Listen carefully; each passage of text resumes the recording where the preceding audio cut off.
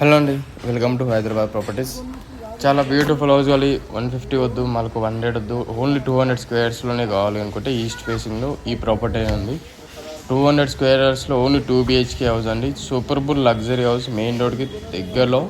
ఇది main road నుంచి third bit అండి. థర్డ్ ప్రాపర్టీ అనేది మెయిన్ రోడ్ నుంచి థర్డ్ ప్రాపర్టీ. ఇది చాలా అంటే చాలా పీస్ఫుల్ ఉంటుంది. ఏరియా అయితే చాలా వండర్ఫుల్ లొకాలిటీలో, వండర్ఫుల్ లొకేషన్లో ఉంటుంది.